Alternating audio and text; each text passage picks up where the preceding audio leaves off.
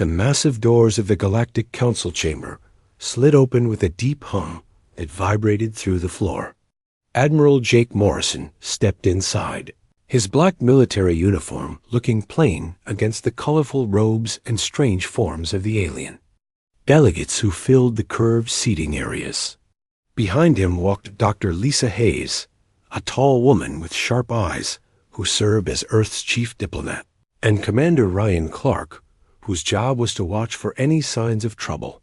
The chamber was huge, bigger than any building Jake had ever seen on Earth. The ceiling stretched up so high that clouds seemed to form near the top. Strange lights floated in the air without any visible source, casting rainbow colors across the walls. The air smelled like flowers, mixed with something metallic that made his nose itch. Hundreds of different creatures sat in rows that curved. Around a central speaking area where Jake and his team now stood, Ambassador Zexthara of the Velconi Empire rose from her seat. She was tall and thin, with blue skin that seemed to glow from within. Her 4 arms moved gracefully as she spoke, and her voice carried clearly through the chamber without any need for speakers. Honored delegates of the Galactic Council, we gather today to welcome our newest potential members, the humans of Earth. Jake looked around at the assembled aliens. Some looked almost human, while others were so strange he could barely understand what he was seeing. There were creatures that looked like giant insects with multiple eyes, beings made of what appeared to be living crystal that hummed softly, and floating jellyfish-like entities that pulsed with soft light. Near the back sat the most unsettling group of all, the ethereal collective, who appeared as shifting shadows that hurt to look at directly. The human species, Zexthara continued, has shown remarkable progress in the brief time since they achieved interplanetary travel. Their military capabilities, in particular, have caught our attention. She paused, and Jake noticed how many of the alien delegates leaned forward at those words. We believe humanity would make a valuable addition to our community. Dr. Hayes stepped forward slightly and whispered to Jake, "Notice how she emphasizes military capabilities. This isn't about welcoming us as equals." Jake nodded barely, keeping his expression neutral, as he had been trained to do during diplomatic meetings. Consular Vekmar of the Resonant Coalition spoke next. His crystal body rang like a bell when he moved, creating musical tones that somehow formed words. The Resonants support human membership. Their adaptability in combat situations exceeds that of most established species. During their recent conflicts on Earth, they demonstrated tactical flexibility that our current military doctrine lacks. A chittering sound came from the insectoid hive mind section. Their speaker, a creature that looked like a giant praying mantis, clicked and buzzed in their own language before a translation device converted it to words Jake could understand. The collective agrees. Human warfare patterns show innovation.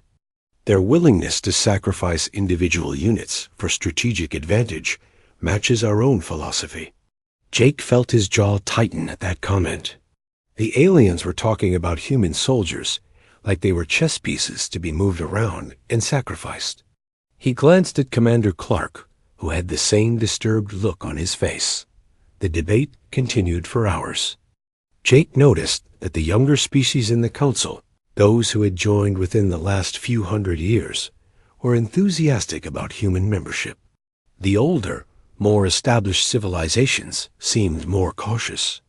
Several times, delegates mentioned the ongoing war with something called the Corvash hegemony, and each time they did, the discussion turned to what humanity could contribute militarily. During a break in the session, Jake and his team were escorted to a smaller chamber where they could speak privately. The room was designed for human comfort, with normal chairs and lighting that didn't hurt their eyes. Dr. Hayes immediately activated a small device that would prevent alien listening equipment from overhearing their conversation. "This is exactly what we were afraid of," she said, her diplomatic smile disappearing now that they were alone. "They don't want us as partners. They want us as soldiers for their war." Commander Clark nodded grimly. "Every time they mention human membership, it's followed by talk about our military contributions. They're not offering us a seat at the table. They're offering us a chance to die for their causes." Jake walked to the small window that looked out over the alien city surrounding the council building. Massive spires twisted up into the sky, connected by bridges that seemed to be made of solid light. Flying vehicles moved between the buildings in patterns that would have caused chaos on Earth, but somehow worked perfectly here. The intelligence reports were right. The Galactic Council isn't a partnership of equals. It's a protection racket, where the strong species use the weaker ones as military resources. "The question is," Dr. Hayes said, "what do we tell them when they ask for our answer?" Before Jake could respond, their escort returned. It was a small, furry creature that looked something like a cross between a cat and a person. It spoke in a high, musical voice. "Honored humans, the council session resumes. Please follow." They returned to the main chamber, where the debate was still ongoing. Jake noticed that the discussion had grown more heated. Several of the older species were expressing concerns about human unpredictability, while the younger species argued that this same unpredictability was exactly what the council needed to break the stalemate with the Corvash. Ambassador Zexthara called for order. "The council will now hear from the human delegation. Admiral Morrison, please share your species' thoughts on membership." Jake stepped forward, feeling the weight of hundreds of alien eyes upon him. He had prepared for this moment, but standing here now, he realized that his next words might determine humanity's future in the galaxy. "Honored delegates, humanity is grateful for your invitation to join the Galactic Council. We understand that membership comes with both privileges and responsibilities." He paused, choosing his words carefully. "However, we would like to better understand what those responsibilities entail. Our study of galactic history suggests that new member species are often expected to contribute significantly to ongoing military operations." A murmur ran through the chamber. Some delegates seemed pleased that he had brought up the topic directly, while others appeared uncomfortable. Counselor Vex-High of the Ethereal Collective spoke, his voice seeming to come from everywhere and nowhere at once. "Young species, your caution is understandable but unnecessary. The Council protects all its members. In return, all members contribute to that protection.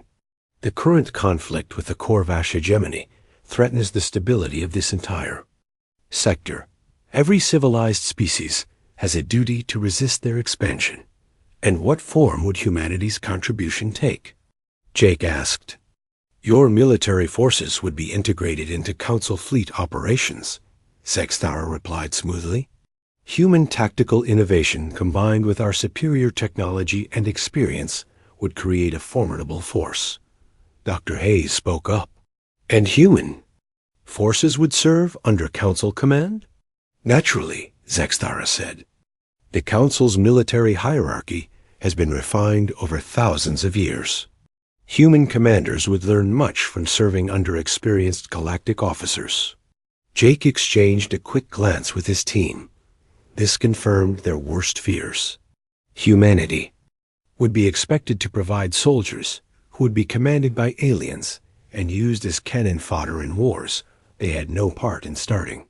"We appreciate the Council's offer," Jake said diplomatically. "Such an important decision requires careful consideration by our government. We request time to return to Earth and consult with our leaders." "Of course," Zexthara agreed. "You have one of your months to provide your answer. I trust humanity will make the right choice." As the session ended and the human delegation prepared to leave, Counselor Vex-High approached Jake. The ethereal's shadowy form seemed to shift and blur as he moved, making it hard to focus on him directly. "Admiral Morrison, a word of advice from one who has seen many species join our community. The galaxy is not kind to those who stand alone. Your people show promise, but promise means nothing without the power to fulfill it. The Council offers that power, but only to those willing to embrace their duties fully. Jake met what he thought with the creature's eyes, though it was hard to be sure. And those duties include fighting in wars we had no part in starting? The wars of civilization are everyone's responsibility, Vexhai replied. The Korvash seek to destroy everything we have built. They show no mercy to the weak, no respect for the civilized. If you join us, you join our struggle. If you refuse, the ethereal let the threat hang in the air. Thank you for the advice, Jake said carefully. We will consider it along with everything else we have learned here today.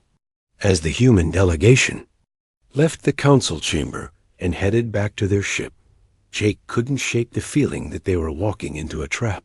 Humanity had achieved faster-than-light travel less than 50 years ago, and already they were being pressured to fight in an alien war. The invitation to join the Galactic Council wasn't an honor. It was conscription dressed up in diplomatic language. The question now was whether Earth's leaders would see through the deception. The emergency session of the Global Defense Council took place in a secure bunker beneath the Swiss Alps.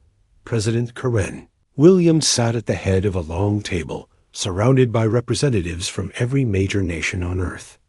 The holographic displays around the room showed the faces of world leaders who could not attend in person, their expressions ranging from curious to deeply concerned.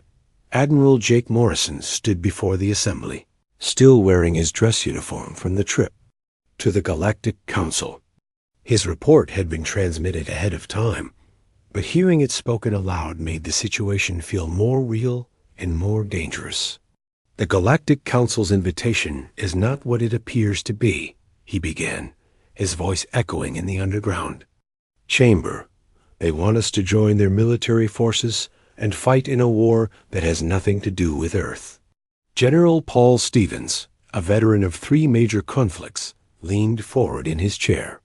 Admiral, every alliance requires military cooperation. NATO worked because member nations were willing to defend each other.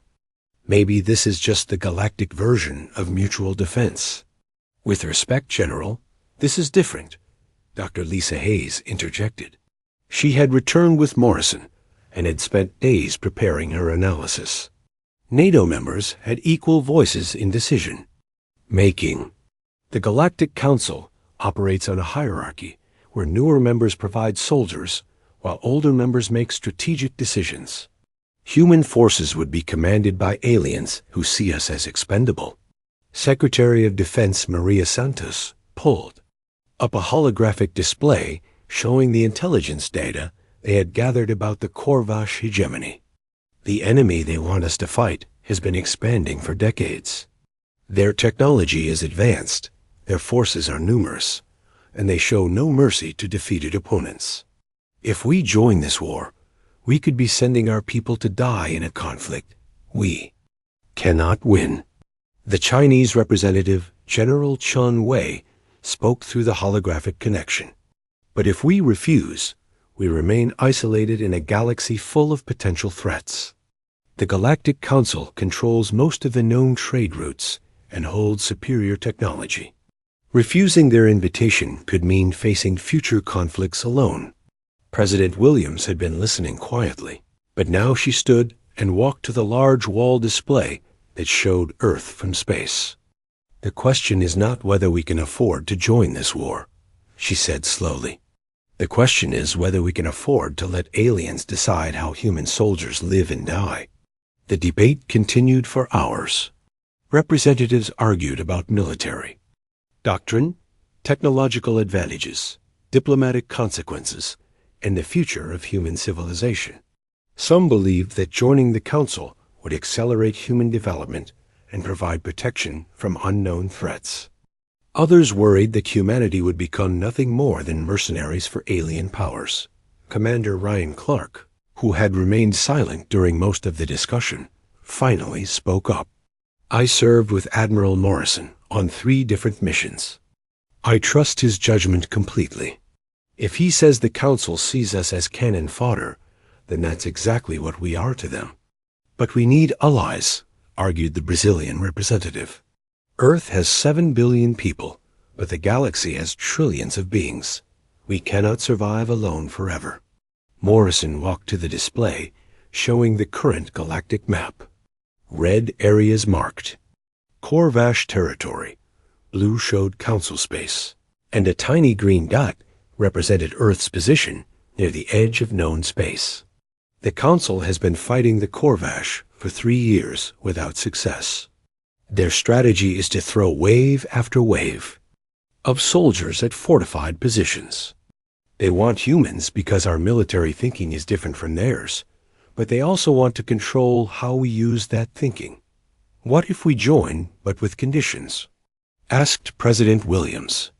We provide military support, but maintain command of our own forces. Dr. Hayes shook her head. I tried to negotiate that possibility. Ambassador Zexthara made it clear that Council military doctrine does not allow for independent command structures. Human officers would serve under alien commanders, period. The voting took place over 3 days. Each nation's representative cast their vote in secret, and the results were sealed until all votes were collected.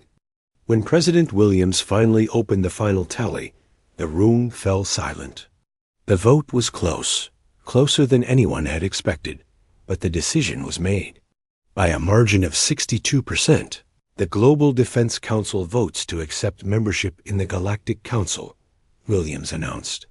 However, we do so with the understanding that human forces will serve with honor and distinction, and that we will negotiate for the best possible terms for our personnel.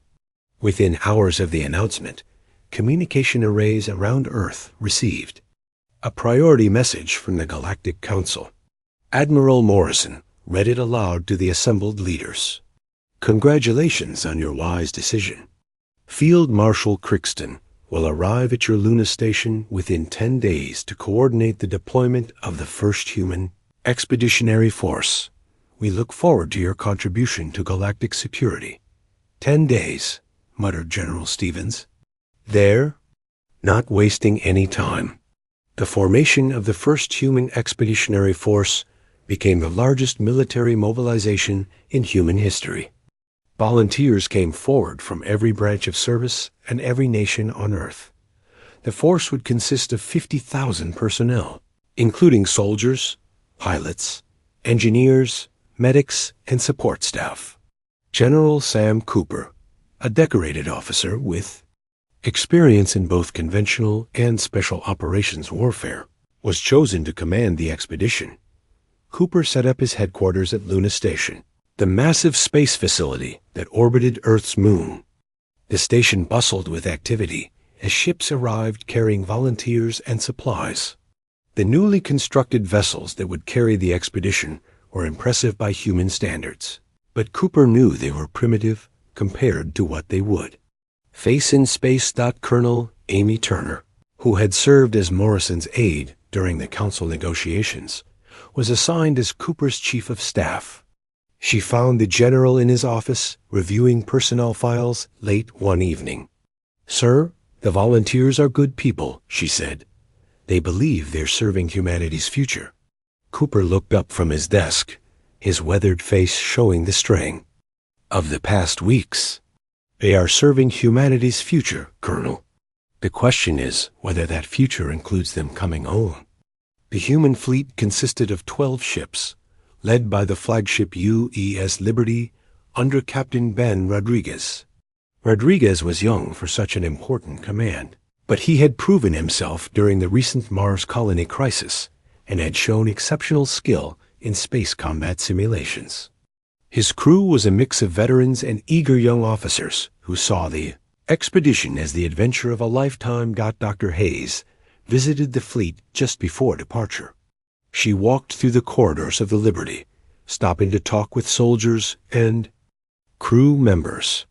Most were optimistic about the mission, excited to be humanity's first representatives in a galactic war. A few, mostly the older veterans, shared her concerns about being used as expendable troops. Dr. Hayes, called Lieutenant Colonel Nicole Davis, Cooper's intelligence officer, "Could I speak with you privately?" They found a quiet corner of the ship's observation deck, where Earth hung in the viewport like a blue marble against the black of space. Davis was a small woman with intense brown eyes, who had earned her reputation studying alien military tactics. "I've been analyzing everything we know about Council warfare," she said quietly. "Their casualty rates are horrific. New member species typically lose 30 to 40% of their forces in the first year of service." Hayes felt a chill run down her spine. "Have you told General Cooper?" "Yes, ma'am. He's trying to prepare for it, but there's only so much you can do when you're walking into someone else's war." Davis paused, staring out at Earth. "The thing that worries me most is how eager the Council was to get us deployed. They're not just looking for more soldiers. They're looking for a specific type of soldier." "What do you mean?" "Human military. Doctrine emphasizes adaptability and individual initiative. Most alien species follow rigid command structures where orders are never questioned. I think the Council wants to see if human flexibility can break the stalemate with the Corvash. And if it can't?" Davis turned away from the viewport. "Then they'll have learned something valuable, and it will only have cost them 50,000 human lives." The departure ceremony was broadcast live to every nation on Earth. President Williams spoke from the White House. General Cooper addressed his troops from the Liberty's Bridge, and families gathered at viewing stations around the world to watch their loved ones leave for the star's dot as the human fleet activated their jump drives and disappeared into hyperspace. Jake Morrison stood in his office at Earth Defense Command, watching the empty space where the ships had been. His aide, a young officer named Lieutenant Pete Johnson, stood beside him. "Admiral," Johnson said quietly, "do you think we made the right choice?" Morrison continued staring out the window for a long moment before answering. "Lieutenant, I think we made the only choice we could. The question now is whether our people are strong enough and smart enough to survive what's waiting for them out there." Far across the galaxy, in the contested Zarian system, Corvash raiders detected the hyperspace signatures of approaching human ships. The alien commanders studied the sensor data with interest. The Zarian system looked like hell had come to visit the stars. General Sam Cooper stood on the bridge of the U.S. Liberty, watching through the main viewport as debris from countless battles drifted past their ship. Twisted metal that had once been proud warships floated alongside chunks of rock that used to be moons. The system's main star cast an angry red light over everything, making the wreckage look like it was covered in blood. "Jesus," whispered Captain Ben Rodriguez, speaking for everyone on the bridge. "How long has this been going on?" Lieutenant Colonel Nicole Davis checked her reports. 3 years of continuous fighting, sir. The Corvash took the outer planets first, then began working their way toward the inhabited worlds. The Council has been trying to stop them, but as you can see, they haven't been very successful. Cooper activated the communication system and spoke to all 12 ships in the human fleet. "All units, maintain formation and stay alert. We're entering a war zone where anything that moves might be hostile. Follow your training and remember that we're here to learn as much as we're here to fight." The human fleet moved deeper into the system, passing the burned remains of what had once been a beautiful trading station. Cooper could see where Council forces had made their defensive stands, marked by the wreckage of their ships and the scarred surfaces of asteroids that had been turned into temporary fortresses. A transmission came in from the Council command. "Ship, a massive Velcani vessel that looked like a floating city." The voice belonged to General Kesman, the Velcani officer who commanded this sector. "Human vessels, welcome to Zarian. Report to Coordinate 77 Alpha for integration." "Into our battle group." Cooper responded carefully. "General Kesman, This is General Cooper of the 1st Human Expeditionary Force. We're ready to begin operations, but we'd like to review the tactical situation first. There was a pause before the alien general replied. General Cooper, there is no time for extensive briefings. The Corvash are preparing another assault, and we need your forces in position immediately. Davis quickly pulled up the intelligence files they had received before leaving Earth. Sir, this doesn't match what we were told. The report said this was a stable front, with time for proper integration of new forces. Cooper kept his voice steady as he replied to the Velcani commander. Understood, General. However, my orders from Earth require me to assess the battlefield before committing my troops. We'll need at least 24 hours to review the situation. The response came back sharp and angry. General Cooper, your species volunteered to join this war. The Council does not have time to coddle nervous newcomers. You will deploy your forces as ordered or face charges of cowardice before the military tribunal. Colonel Amy Turner, who had been listening to the exchange, moved closer to Cooper. General, they're treating us like we're already under their command structure. But according to our agreement with the Council, human forces maintain operational independence. Cooper made a decision that would define humanity's role in the Galactic War. General Kesmon, human forces will participate in operations against the Corvash, but we will do so under human command and using human tactical doctrine. We're here to help, not to be your cannon fodder. The communication channel went silent for several minutes. When Kesmon's voice returned, it was cold and threatening. Very well, General Cooper, but understand that the Council remembers those who refuse to do their duty. You may maintain your independence, but you will also bear full responsibility for any failures. The human fleet established its own operational base on a large asteroid that had been hollowed out by previous Council forces. Cooper set up his command center in the asteroid's core, surrounded by the communications equipment and tactical displays that would let him coordinate his forces across the system. Over the next few days, Cooper and his officers studied the battlefield with growing concern. The Council's strategy seemed to consist entirely of frontal assaults against heavily fortified Corvash positions.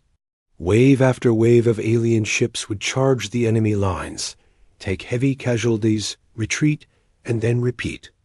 The process a few days later.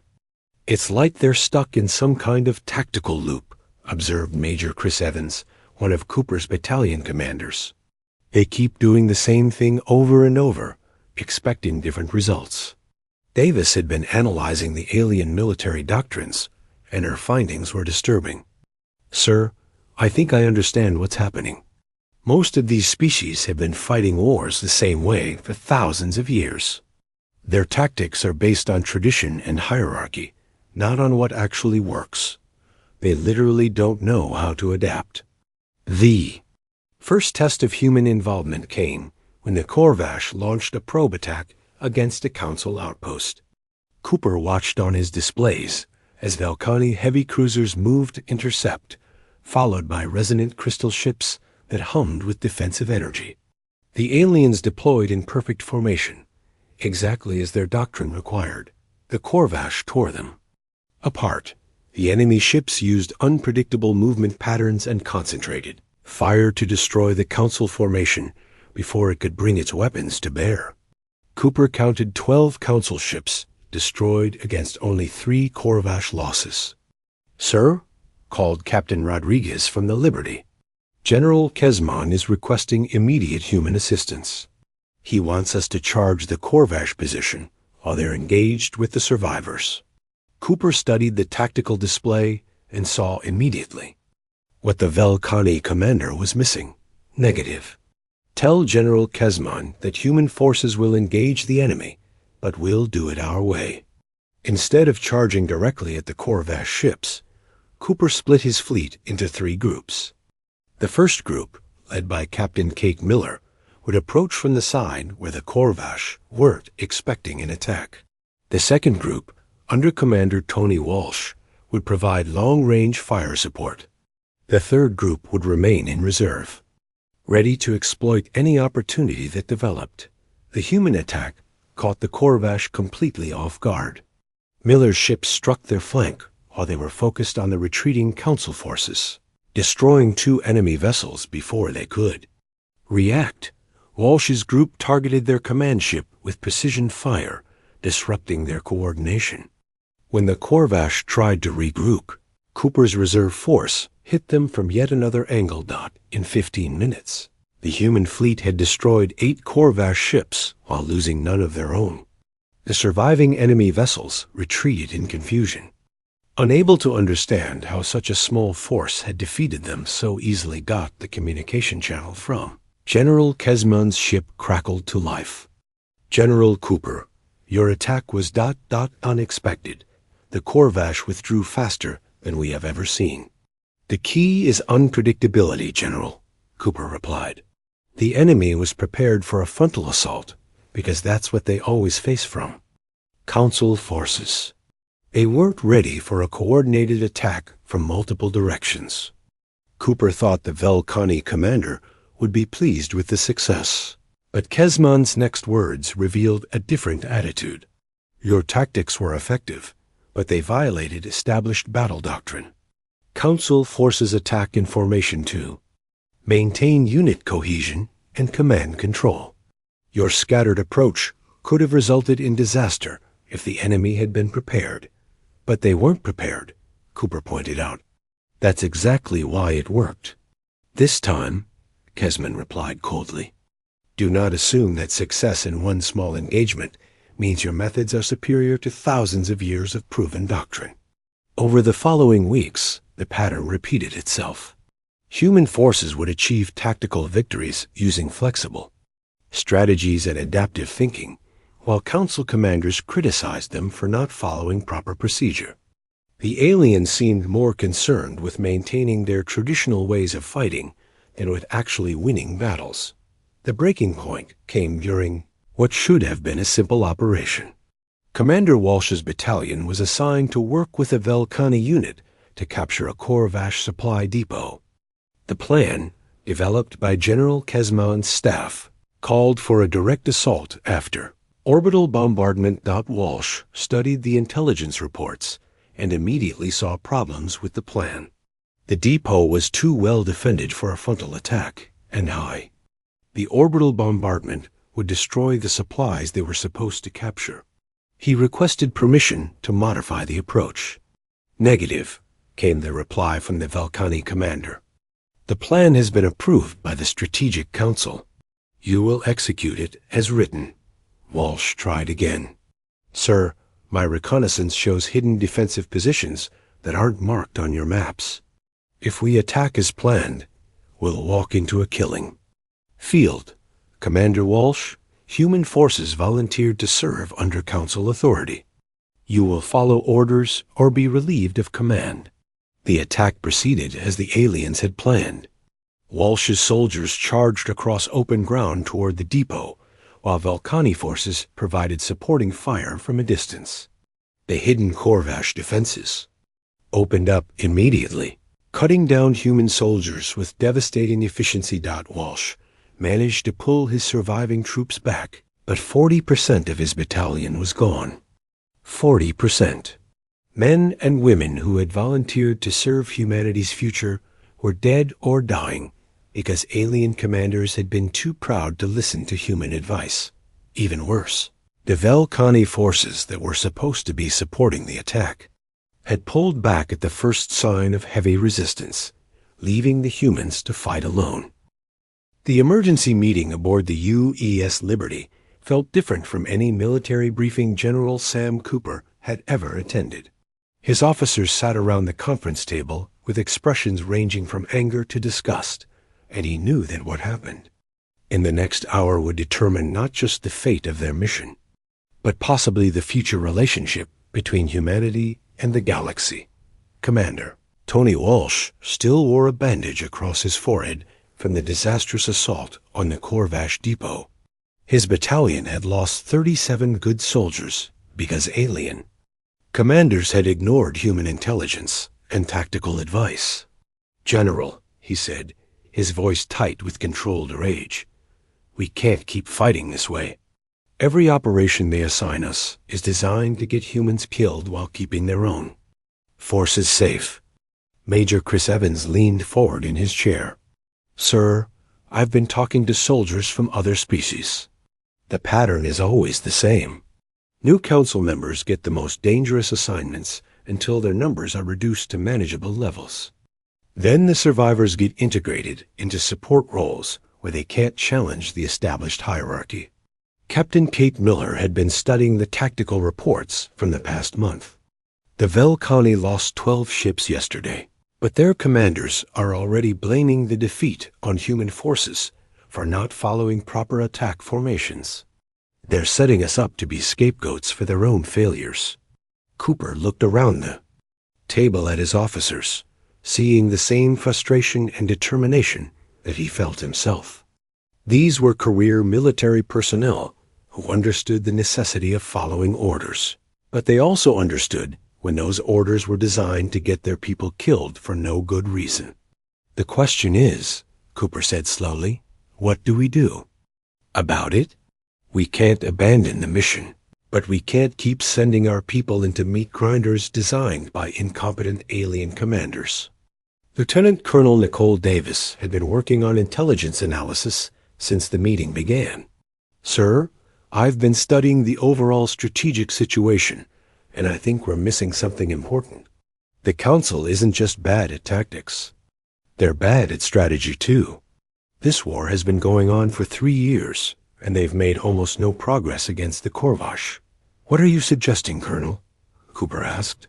"I'm suggesting that maybe we should stop trying to fit into their system and start showing them how humans fight wars." Cooper stood up and walked to the large display screen that showed the current battle lines. Red markers indicated Corvash positions, blue showed Council forces, and green represented human units. The pattern was clear. Human forces were always placed in the most dangerous positions, while alien units held safer rear area assignments.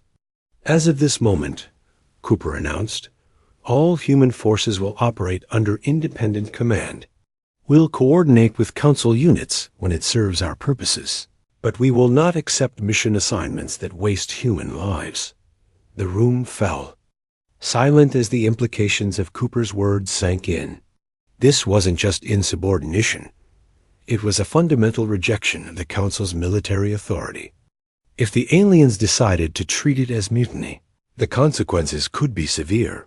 Captain Ben Rodriguez, who had been quiet during most of the meeting, finally spoke up.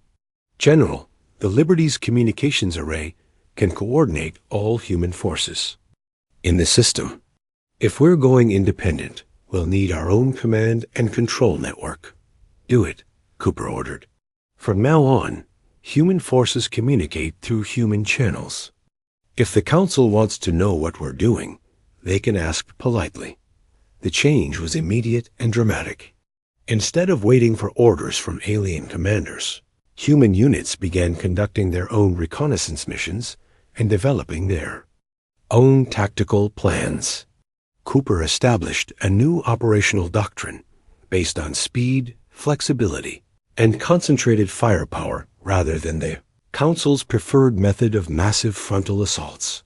The first independent human operation targeted Corvash listening post that had been intercepting Council communications for months. Previous Council attacks had failed because they followed predictable patterns that allowed the enemy to prepare defensive positions. Cooper decided to try a different approach. Captain Miller's ship, the UES Denver, approached the listening post from an unexpected direction while broadcasting false radio signals that made it appear damaged. Council vessel requesting assistance.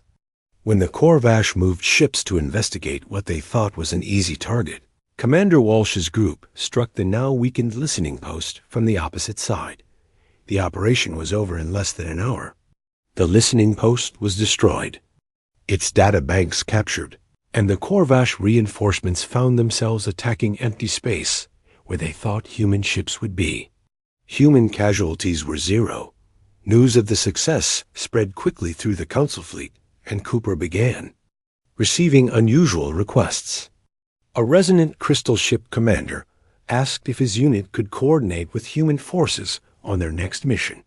Several young Velcani officers inquired about human tactical methods. Even some of the insectoid hive mind units expressed interest in learning from human operations. Field Marshal Crixton, the Council's overall military commander, was less pleased. His message to Cooper was blunt and threatening. General Cooper, your unauthorized operations violate Council military protocol. Resume integration with established command structures immediately or face court-martial for insubordination. Cooper's reply was equally direct. Field Marshal, human forces are achieving objectives that Council units have failed to accomplish for 3 years. If you want us to resume joint operations, provide missions that use human capabilities effectively instead of treating us as expendable assault troops. The standoff might have continued indefinitely, but the Corvash made the decision for both sides. Long-range sensors detected a massive enemy fleet moving toward the Zarian system, larger than anything the Corvash had deployed before. Intelligence reports suggested they intended to end the stalemate with one overwhelming assault. General Kesman called an emergency strategy meeting aboard his flagship. Cooper arrived to find the conference room filled with alien commanders, whose body language suggested panic despite their attempts to maintain military composure. The holographic display at the center of the room showed the approaching Corvash fleet, over 200 ships including several massive dreadnoughts that dwarfed anything in the Council arsenal. The enemy will arrive in 4 days, Kesman announced. Our current forces are insufficient to repel an assault of this magnitude. All available units must be concentrated for a final defensive effort. Cooper studied the tactical display and immediately saw the problems with the Council's proposed defense. General Kesman, your plan calls for a static defense around the main inhabited planet. The Corvash will simply bypass your positions and attack from multiple directions simultaneously. The defense plan follows established doctrine, Kesman replied stiffly. Council forces will take positions in the asteroid belt and force the enemy to attack through prepared killing zones. That won't work, Cooper said flatly. The Corvash have enough ships to overwhelm your positions through sheer numbers. You need a mobile defense that can concentrate forces where they're needed most. A resonant commander's crystal body chimed with harmonics that conveyed skepticism. Human tactical theories are unproven in large-scale operations. Council doctrine has been tested in hundreds of battles over thousands of years. And it's been losing battles for 3 years, Cooper pointed out. Sometimes unproven is better than proven to fail. The argument continued for hours, with alien commanders defending their traditional methods, while Cooper tried to explain why those methods wouldn't work against the coming assault. Finally, Admiral Morrison's voice came through the quantum communications link from Earth, speaking directly to the assembled Council officers. This is Admiral Morrison of Earth Defense Command. His voice echoed through the conference room. I'm speaking on behalf of the Global Defense Council and President Williams. Human forces were sent to assist in this war, not to die uselessly in failed alien strategies. General Cooper has full authority to deploy human forces as he sees fit. If the Council wants our continued participation, you will accept human tactical leadership for this operation. The ultimatum was clear. Accept human command or lose human support entirely. Given the size of the approaching Corvash fleet, the Council couldn't afford to fight without human forces. Field Marshal Crixton's response came after a long pause. Very well. General Cooper will coordinate the defense of Zarian. But understand, that failure will result in severe consequences for your entire species. Cooper looked around the room at the alien officers who would now be following human orders. Some appeared relieved that someone was willing to take responsibility for the impossible task ahead. Others clearly resented being placed under the command of what they still considered a primitive species. "We'll need complete tactical information on all Council forces," Cooper said. "Ship capabilities, weapon ranges, defensive strengths, and crew limitations. If we're going to coordinate this defense, I need to know exactly what we're working with." As the meeting broke up and the various alien commanders returned to their ships, Cooper remained behind with his own officers. The weight of responsibility was enormous, not just the defense of Zarian. The silence in the command center aboard the UES Liberty was broken only by the soft hum of computers processing tactical data. General Sam Cooper stood before the main display screen, watching red dots that represented the largest Corvash fleet, ever assembled, move steadily toward Zarian. 217 enemy ships, including 12 massive dreadnoughts that could destroy entire Council battle groups by themselves. Captain Steve Johnson, the fleet's intelligence officer, approached Cooper with a data tablet. His face was pale but determined. "General, we've intercepted Corvash communications. They're calling this Operation Final Strike. They intend to crush all Council resistance in this system and use it as a base for attacking the core worlds." Cooper nodded grimly. He had suspected as much. The Corvash weren't just trying to win another battle. They were trying to end the war entirely. "What's our force strength, Captain?" 138 Council ships of various classes, plus our 12 human vessels, Johnson replied. "We're outnumbered almost 2-1, and their dreadnoughts outgun our largest ships by a significant margin." Lieutenant Colonel Nicole Davis joined them at the display. She had been working with alien commanders for the past 3 days, trying to understand their capabilities and limitations. "Sir, I've completed my analysis of Council forces. The good news is that each species has significant strengths. The bad news is that they've never learned to coordinate those strengths effectively." Cooper pulled up the tactical breakdown Davis had prepared. The Valkani heavy cruisers packed impressive firepower, but were slow and couldn't maneuver quickly. The resonant crystal ships could absorb enormous amounts of damage, but had limited offensive capabilities. The hive mind swarm fighters were fast and deadly in large numbers, but became ineffective if their command ships were destroyed. "It's like having all the pieces of a perfect military machine," Cooper observed, "but no one ever bothered to learn how to put them together." The communication system activated with an incoming message from Admiral Linda Foster aboard the UES Freedom. Foster had arrived just hours earlier with reinforcements from Earth, 6 additional ships and 2,000 fresh troops. Her voice carried the calm confidence that had made her one of humanity's most respected military leaders. "General Cooper, the reinforcements are in position. President Williams asked me to relay a message. The whole world is watching, and we have complete faith in your judgment." Cooper appreciated the support, but he also understood the pressure behind those words. If the defense of Zarian failed, humanity's first attempt at galactic leadership would end in disaster. The Council would blame human tactics for the defeat, and Earth's position in galactic politics would be severely damaged.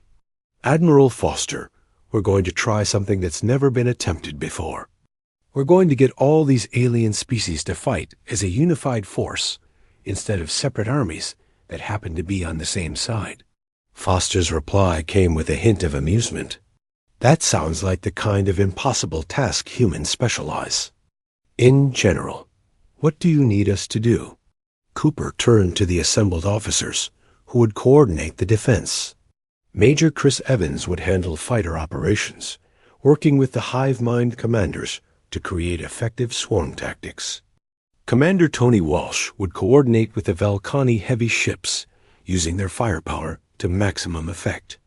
Captain Kate Miller would work with the resonant vessels, turning their defensive capabilities into mobile fortress points. The key to this defense, Cooper explained to his team, is that we don't let the Corvash dictate the terms of battle. Traditional Council doctrine calls for static defensive positions, but that just lets the enemy concentrate their superior numbers against fixed targets. Instead, we're going to use mobile defensive groups that can respond to threats anywhere in the system. The plan Cooper outlined was revolutionary by Council standards. Instead of forming rigid battle lines, the combined fleet would operate in flexible task forces. Each task force would combine different species capabilities: Velkhani, firepower, resonant defense, hive mind speed, and human coordination. When the Corvash attacked one group, the others would converge to provide support. Getting the alien commanders to accept this plan required all of Cooper's diplomatic skills. General Kesman argued that mixing species in the same tactical units violated thousands of years of military tradition. The resonant Crystal Song leaders worried that their harmonious command structure would be disrupted by working with chaotic human thinking patterns. Cooper's response was direct and practical. General Kesman, your traditional methods have been losing this war for 3 years. The Corvash expect you to fight the same way you always have. If we give them what they expect, they'll destroy us.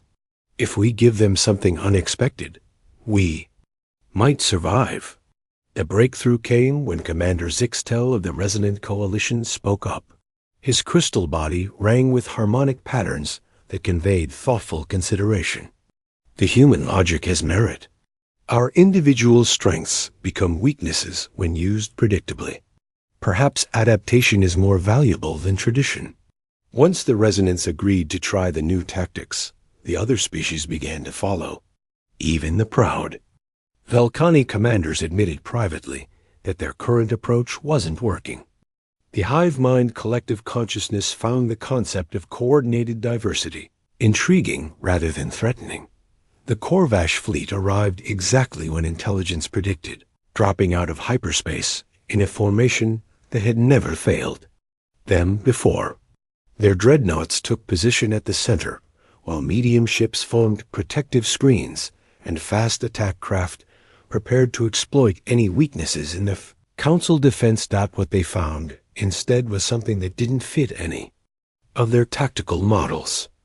Instead of fixed defensive positions around the planet, they faced mobile task forces that seemed to appear and disappear throughout the system. When they moved to attack what appeared to be a weak resonant position, Velkhani heavy cruisers would emerge from behind asteroids to hit their flanks. When they tried to pursue retreating human ships, hive mind swarms would materialize to protect the withdrawal.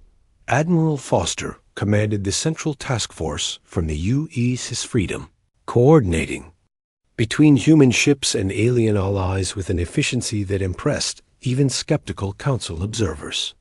Corvash Dreadnought Group moving toward Sector 7, she reported to Cooper. Recommend deploying Task Force Beta to intercept. Cooper watched the battle develop on his tactical displays, seeing patterns that would have been impossible under traditional Council command structure. Task Force Beta, this is General Cooper. Engage the dreadnoughts, but don't try to destroy them. Your job is to damage them and draw them away from their support ships. The battle raged for hours across the entire Zarian system. The Corvash, accustomed to predictable enemy behavior, found themselves constantly surprised by the coordinated flexibility of the combined Council human force. Every time they concentrated their ships to overwhelm one position, they discovered that the position had moved and they were being attacked from unexpected directions. The turning point came when Captain Johnson's intelligence unit detected a crucial pattern in Corvash communications. General, their command structure is more centralized than we thought. All tactical decisions are being made by the flagship, and they're having trouble adapting to our mobile tactics because their commanders can't process information fast enough. Cooper saw the opportunity immediately. All task forces, new priority. Target, the Corvash command ship. We're going to cut off the head of this snake. The coordinated assault on the Corvash flagship was everything Cooper had hoped to achieve. Hive mind fighters swarmed around the massive ship, drawing away its defensive fire. Resonant vessels absorbed the worst of its weapons while moving steadily closer. Valkani heavy cruisers pounded its shields with concentrated fire. Human ships used their superior maneuverability to attack weak points that the aliens had identified. The Corvash flagship finally exploded. The effect on their fleet was immediate and catastrophic. Without central coordination, individual Corvash ships began making independent decisions that contradicted each other. Some tried to retreat, while others continued attacking. Some attempted to regroup, while others pursued what they thought were fleeing enemies. Admiral Foster's voice came over the communication system with quiet satisfaction. General Cooper, the Corvash fleet is in full retreat. Repeat, the enemy is withdrawing from Xerian space. The victory celebration aboard council ships was unlike anything the galaxy had seen before. Valkani officers, who had never spoken to resonant crystal singers, were sharing tactical observations. Hive mind collective units were incorporating human flexibility concepts into their group consciousness. Species that had fought alongside each other for centuries were finally learning to fight as a unified force. General Kesmon's message to Cooper was formal but respectful. General Cooper, the Valkani Empire acknowledges the effectiveness of human tactical doctrine. We request permission to study your coordination methods for future implementation. Similar requests came from every species in the combined fleet. The rigid military traditions that had defined galactic warfare for thousands of years were being voluntarily abandoned in favor of human concepts of adaptive leadership and combined operations.